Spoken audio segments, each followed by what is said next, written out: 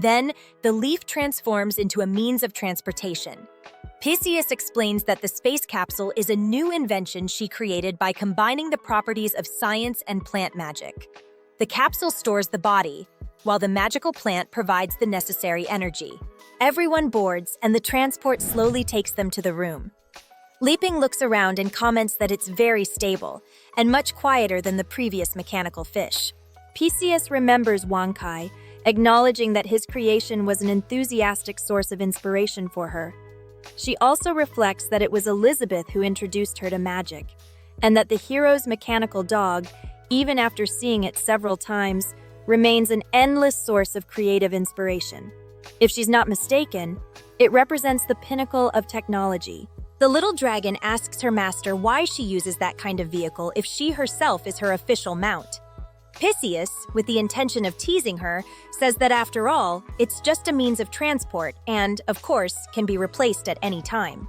Amelia, annoyed by the comment, curses the girl and asks if she dares to take her place, while they both stare at each other tensely. The queen asks them not to waste time and to go to the room at once.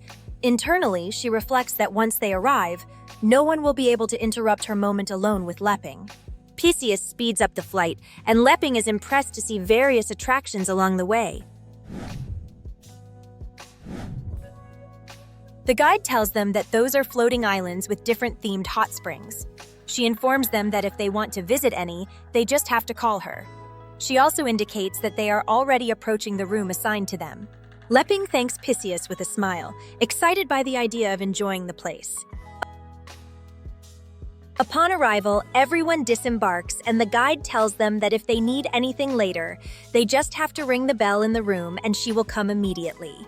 The hero replies that it's fine, and suggests that she also get some rest, while she begins to leave the place. Lepping looks at the queen and tells her that they've arrived. Elizabeth, slightly blushing, asks what surprise he wants to give her. He replies that she'll know soon, but first they have to go inside. At the same time, he thinks he should tell her at the most romantic moment. He takes her hand, and they enter the dimensional room together. Once inside, the hero is amazed by the interior. The queen sees the bed and reflects that she has already guessed the surprise, that tonight will be the key moment to take a big step in their relationship. She begins to imagine the intimate scene between them, until Amelia interrupts the fantasy by jumping onto the bed, saying it's very comfy and pleasant, and that tonight she will sleep there with her master. With a smile, she says that she's very happy, but that happiness doesn't last long. Suddenly, a blue light envelops her and she disappears, being absorbed by a somewhat familiar object. Lepping is surprised and asks if that isn't the small model he had built some time ago and left on the table. The queen, putting the Pokeball into her backpack, replies that it's nothing important. She just thought it would be convenient to bring it, as it can store Amelia's contract inside, which is very useful. Then she approaches him, hugs him, and asks him not to talk about anything else because now they are completely alone. They kiss passionately and begin to grow more intimate. Until someone arrives. It's Annie, who interrupts the loving couple. Upon seeing them, she greets them politely. Lepping, slightly blushing, returns the greeting and asks why she's in their room. The girl replies that since she knows nothing about architecture or construction, she volunteered to clean. She was just cleaning the bathroom. The hero understands, but tells her it wasn't necessary, and that from now on, he'll handle the cleaning himself. Annie, confused, asks if she did something wrong. She reflects that the bed is already unmade, even though they haven't slept yet, and wonders if they weren't satisfied with her work. Then she apologizes and explains that she tried to imitate Lepping's sewing techniques for the bed, the sheets, and the pillows, but she knows there's a big difference. Still, if they're not satisfied, she can redo them and asks for a chance to fix it. Lepping tells her it's not necessary, that she did very well, but she just arrived at an inconvenient moment. At that moment, the queen yells for her to stop, scaring both Lepping and Annie. She slowly approaches the girl and asks how many times they're going to repeat that scene, and if they're not bored of it. Annie, nervous about the approach, insists that she doesn't understand if she did something wrong. The queen places her hand on Annie's head and asks if she wants a blessing. She explains that for something so simple, she doesn't need Lepping to teach her anything, because she, as the demon queen, will take care of it. She then activates her power, the Demon King's blessing, which causes a complete transformation in Annie. Lepping watches in astonishment and asks if she'll be okay, seeing that the power granted completely transforms her physique. Elizabeth has fully activated Jimji's lineage within Annie. The hero, surprised, asks her if she feels okay, while reflecting that Elizabeth helped Annie evolve. He finds it incredible. The queen explains that she has awakened all the power of her lineage and orders her to leave and learn to control it by herself. Annie is left confused, not understanding what's happening. But Elizabeth has no patience. Using her power, she makes Annie's broom fly through the air, throwing her away, telling her to stop saying nonsense and to leave, expelling her far from the room. Once Annie is gone, Elizabeth comments with satisfaction that she finally has some peace. Then she turns and, with an intense gaze, tells Lepping that now it's his turn. The young man, confused, asks her to wait a bit and not be so impulsive, while slowly stepping back. Until he bumps into the bed. Elizabeth, seeing that he can't escape anymore, asks if he knows how long she's waited for this moment.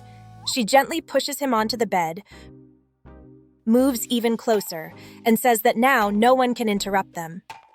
Already on top of him, she demands that he stop stalling and asks where the surprise he prepared for her is. Lepping, nervous about the situation and her closeness, wonders if she has discovered his plan to propose. But his thoughts are interrupted when the queen firmly demands that he give her the surprise right now, getting even closer. After hearing those words, the action began to take shape.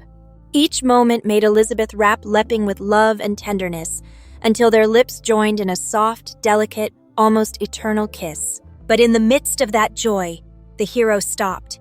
He held the queen by her arms and, with a trembling yet firm voice, confessed that he could not continue yet. Elizabeth, with her heart racing and her gaze wounded, asked in surprise if perhaps he did not desire her. The man, looking at her with devotion, replied that of course he desired her with all his being, but he did not want their union to happen at that moment. For him, everything followed a sacred plan. He wanted to give his queen the most eternal memory, the purest gift, and only after declaring marriage, as her fiancé, could he fully surrender. Triumph was near, and he wondered what mattered waiting a little longer if perfection could be achieved that way. Elizabeth, blushing, whispered if perhaps he had not liked seeing her on top of him, and if that was the reason, then she could remain below. Lepping, surprised, replied quickly that of course he enjoyed having her over him, but that was not what he meant. He took his beloved's hand, and with a luminous seriousness in his eyes, begged her to listen. He explained that it was like the creation of a cake. For it to be perfect, no step could fail. First, the ingredients are mixed, then they are baked with patience, then the cream is spread evenly, and finally it is decorated with precision, placing in every detail the soul itself. Only then, he said, a perfect cake is obtained. Some might think that eating each thing separately would be the same, but for him it was not, because even if a single step failed, the result would no longer be perfect. He admitted that perhaps she saw him as a stubborn and overly traditional man, but all he wanted was for her to understand the sincerity of his heart. When he finished, Lepping thought that this was also his strength, the firmness of a man who believes in pure love. He imagined the whole path they had traveled step by step until reaching that moment in which their souls were about to unite. He firmly believed that only when body and spirit merged into one could they reach absolute pleasure. Elizabeth, while listening to him, realized that she had been about to let herself be carried away by desire. She understood the metaphor of the cake. For her, that sweet, worked by Lepping's divine hands, was proof of an authentic brilliance. She imagined the whole scene while her thoughts ignited. She felt that this time she would be the ingredient, and that he would cook her with his supreme law. Rather, from the day their paths crossed, every step taken with him had been essential. She dreamed that everything would culminate with a strawberry resting on her, while Lepping leaned in and asked her not to move. He could not fail. He longed to savor her when all her essence reached its most intense point. In her mind, intimacy blossomed with a burning radiance, elevated to the peak of the sublime. Then, with a serene voice, Elizabeth said that she understood and that she would wait. Leping contemplated her, convinced that she had accepted his plea. Although she was a queen, he discovered in her a tender, delicate, attentive woman. For her part, Elizabeth looked at him and, upon hearing his words, understood that it was not bad at all. Whether in body or in spirit, she knew that he wanted to help her rise even higher. Only that way, she thought, could they conceive the strongest child.